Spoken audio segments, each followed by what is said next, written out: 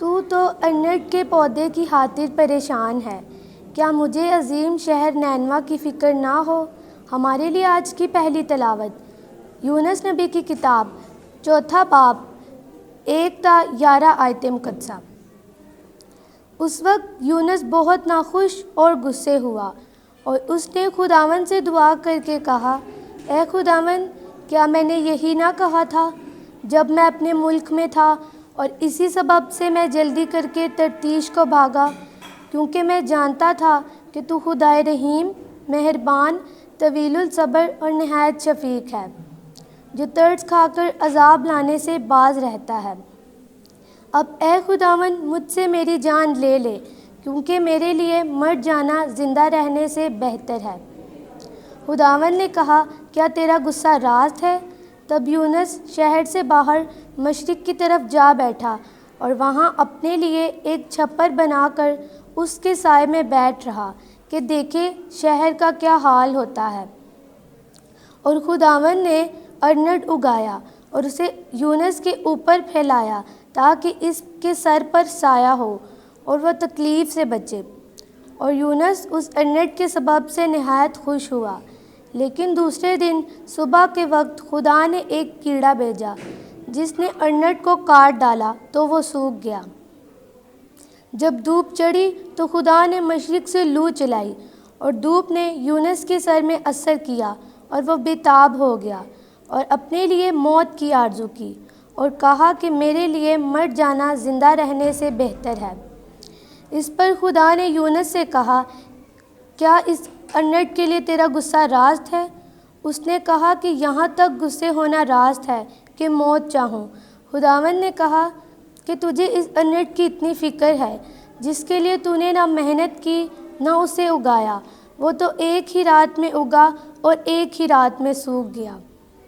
تو کیا مجھے اس شہر عظیم نینوا کی فکر نہ ہوگی جس میں بے شمار مویشی کے علاوہ 1,20,000 سے زیادہ ایسے انسان ہیں جو اپنے دائیں اور بائیں ہاتھ میں بھی امتیاز نہیں کر سکتے۔ پاک کلام کے پڑھے اور سنے جانے پر خدا کی برکت ہو۔ زبور 86۔ جماعتی جواب، تو اے خداوند رحیم اور بے حد شفیق ہے، تو میرا خدا ہے، اے خداوند مجھ پر رحم کر، کیونکہ میں دن بھر تیرے آگے نالہ کرتا ہوں۔ اپنے خادم کے جی کو خوش کر، کیونکہ اے خداوند میں تیری طرف اپنی روح کو اٹھاتا ہوں۔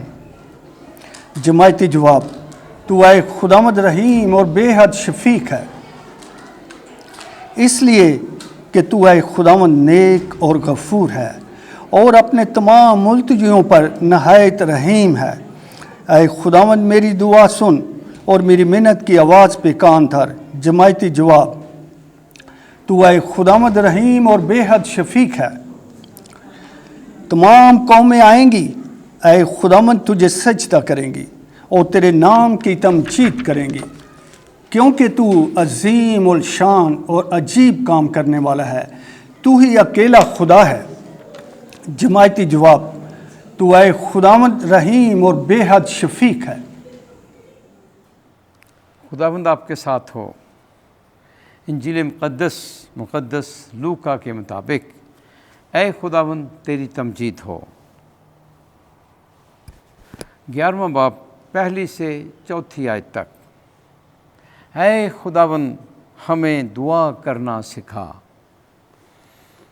ایک دن یسوع ایک جگہ دعا کر رہا تھا، جب کر چکا تو اس کے شاگردوں میں سے کسی نے اس سے کہا، اے خداوند ہم کو دعا کرنا سکھا، جیسا کہ یوحنا نے بھی اپنے شاگردوں کو سکھایا۔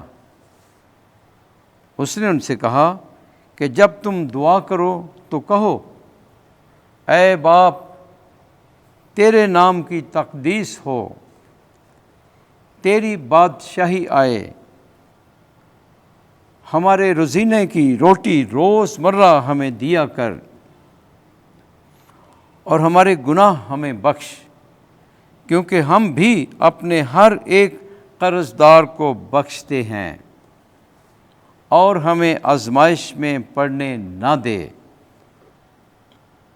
انجیل مقدس کے وسیلے سے ہمارے گناہ معاف کیے جائیں۔ اے مسیح تیری ستائش ہو۔